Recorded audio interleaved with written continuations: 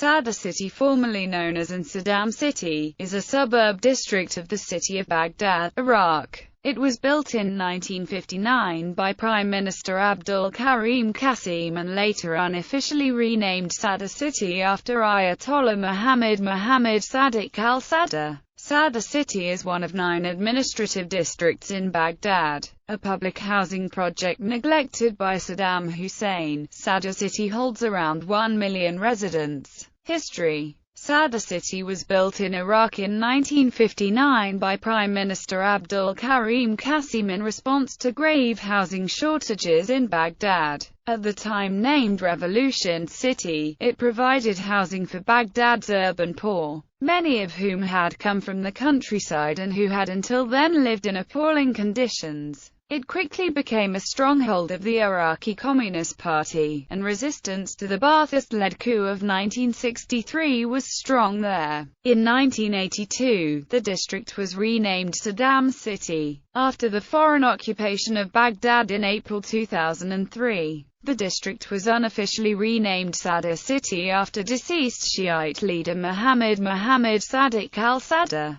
2003. In April 2003, the U.S. Army 2D Squadron, 2D Armored Cavalry Regiment established their headquarters at the abandoned Suma cigarette factory located on the eastern side of Sadr City. In honor of the history of the factory, the military named their new camp Camp Marlborough. In addition to the 800 soldiers in the squadron, the camp housed 120 military police of the 549th Military Police Company, 3rd Platoon, Bravo Company of the 237th Armored Regiment, 2 6-man teams of civil affairs soldiers from the 490th Civil Affairs Battalion, 1 platoon from the 51st Signal Battalion, and the 411th Civil Affairs Battalion, and 2 3-man PSYOP teams from 361st PSYOP Company. Service support for contingent of 800 soldiers was provided by the 730th Quartermaster Company, a National Guard unit from Johnson City, Tennessee, activated and assigned to the 13th Combat Service Support Battalion under 24th COSCOM. The Crusader Company of 2 to 37 Armor later replaced the 3rd Platoon as they were sent to rejoin their company at Camp War Eagle, site needed during the fall and winter of 2003. American forces focused on rebuilding civilian infrastructure and training local leaders in democracy. District and neighborhood councils were established, giving the residents of Sadr City representation in the new Iraqi government. The municipal building became the centerpiece of the Reconstruction effort, and it was the site of a forward outpost of American soldiers that met daily with council members and citizens. Progress was slow due to escalating tensions and violence, and attacks against the American military increased significantly in late 2003. On November 9, 2003, a violent confrontation erupted between the chairman of the district council, elements of the 2DACR, and a team from the 490th Civil Affairs Battalion. The chairman refused to surrender a pistol during security screening and became violent, forcing an American soldier to shoot the chairman in self-defense. The death of the chairman caused a serious setback to Reconstruction efforts and led to increased violence. On December 17, 2003, the Mahdi army ambushed an American convoy, inflicting multiple casualties. The convoy, made up of vehicles from the 2DACR and the 490th Civil Affairs Battalion, was attacked with several improvised explosive devices and automatic weapons fired from surrounding rooftops. The Mahdi army attempted to capture several soldiers during the ambush, but they were ultimately unsuccessful in their efforts to obtain hostages. 2004. In late March 2004, Task Force Lancer, under the command of Lieutenant Colonel Gary Volsky, arrived at Camp War Eagle on the northeast corner of Sadr City, to assume responsibility for the governance and security of Sadr City. Task Force Lancer consisted primarily of the 2nd Battalion, 5th Cavalry Regiment from the 1st Brigade, 1st Cavalry Division under the command of Colonel Robert B. Abrams. Citation needed. On April 4, 2004, the Mahdi Army ambushed a U.S. Army patrol in Sadr City, killing 8 American soldiers, and wounding 57 more. This sparked fierce urban fighting between the Mahdi Army and newly arrived soldiers of the B Company 20th Engineer Battalion 2-5, C Battery 1-82, Field Artillery 2-8 and 1-1-2 Cav of the 1st Cavalry Division, alongside the just-relieved 1st Squadron, 2D Armored Cavalry Regiment and elements from 237R of the 1st Armored Division. Citation needed. In late 2004, the Mahdi Army enacted a ceasefire with U.S. troops, and offered to help repair and rebuild the city's main infrastructure, which was leaving millions without electricity, water or sewage. On October 10, Camp Marlborough was hit by 3 mortars launched from within the city, which saw the U.S. beef up security and attach an additional 28 tanks and 14 Bradley fighting vehicles to the camp. The following day, on October 11, the weapons handover program began in the city, which was designed to purchase weapons from militants. 2005 On May 15, 2005, the bodies of 13 Iraqis were discovered in a shallow grave, each blindfolded, tied and shot multiple times in the back of the head. They had been hastily buried in a vacant lot.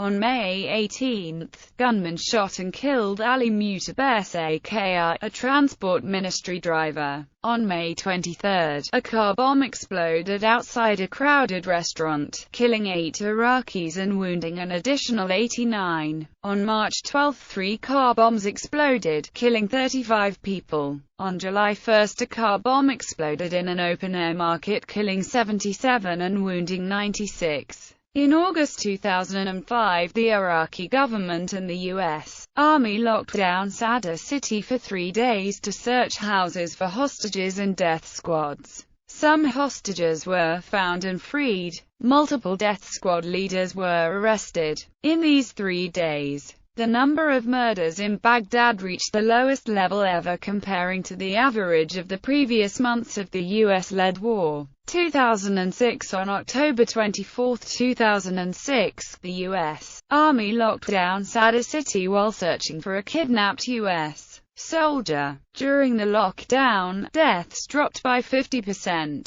When Prime Minister al-Maliki demanded the end of the blockade, the murder rate returned to previous levels. On November 23, 2006, a series of car bombs exploded, followed by mortar attacks, which killed at least 215 people. See the 23rd of November 2006 Sadr City bombings for further details. 2007 Surge. As the U.S. began a surge of forces into Iraq, Operation Imposing Law was implemented in Sadr City. 2008 Fighting. In March 2008, during the Battle of Basra, clashes erupted in Sadr City between the U.S. and the Mahdi Army. At that time, Sadr City was secured with the use of strikers from the 1st Squadron, 2D Striker Cavalry Regiment led by LTC Daniel Barnett. The fighting grew so intense that armored vehicles as well as M2A3 Bradley IFV and M1A1 Abrams MBT were called in for assistance. The Mahdi Army relied heavily in the use of improvised explosive devices allegedly smuggled from Iran and engaged U.S. forces with sniper fire in intense small arms engagements in the heavily congested urban area. The U.S. launched at least 1 airstrike, killing 10 reported militants. As of March 29, 2008, about 75 Iraqis have been killed and 500 injured. The Iraq Health Ministry claims these are all civilians, but the U.S. disputes this. The Mahdi Army intensified rocket attacks on the Green Zone and other U.S. bases, killing at least 3 American soldiers and several civilians. On April 6, Iraqi and U.S. Forces moved into the southern third of Sadr City to prevent rocket and mortar fire being launched from the area. 1st Squadron, 2nd Striker Cavalry Regiment then took control of southern Sadr City and hosted Charlie Company, 1-64 Armor, Bravo Company, 1-14 Infantry and Delta Company, 4-64 Armor along with U.S. combat engineers from the 3rd Brigade Heavy Combat Team.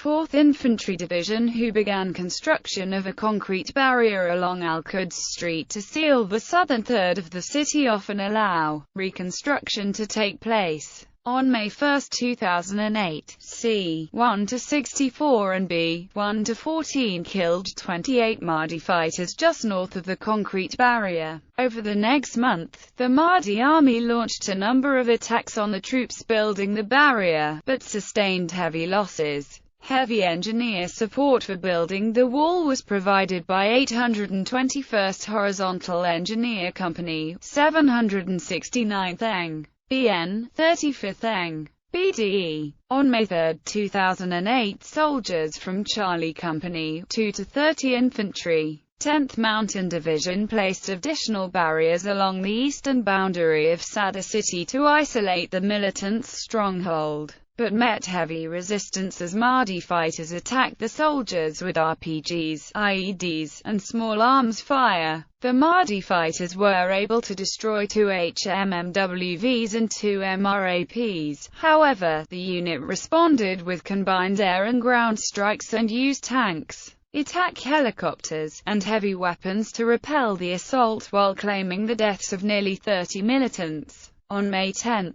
a ceasefire was ordered by Muqtada al-Sadr, allowing Iraqi troops into all of Sadr City. On May 20, in an entirely Iraqi planned and executed operation, 6 battalions of Iraqi troops, including troops from the 1st Division stationed in Al-Anbar and armored forces from the 9th Division based in Taji, operating without the involvement of U.S. ground forces, pushed deep into Sadr City. The Iraqi security forces met little resistance in moving through Sadr City and took up positions formerly occupied by the Mahdi army, including the Imam Ali and al-Sadr hospitals and al-Sad's political office. Sadr City then became the main base for Shia insurgent group Kataib Hezbollah, an offshoot of the Mahdi army. Recent history: after a year of relative calm, Sadr City was struck by a massive bomb blast on June 24, 2009 when a bomb-laden vegetable cart or motorcycle was detonated in the Muraidi market of the town, killing at least 69 civilians and wounding over 150. Voters in Sadr City allowed the Iraqi National Alliance to make huge gains in provincial elections in 2009 and parliamentary elections in 2010. Reconstruction efforts in 2010. Turkish contractors won the bid to rebuild Sadr City in Baghdad. A Turkish consortium won the bid for construction of Baghdad's Sadr City, offering to complete the massive project for $11.3 billion. The project involves construction of a modern city of 75,000 housing units to accommodate up to 600,000 people.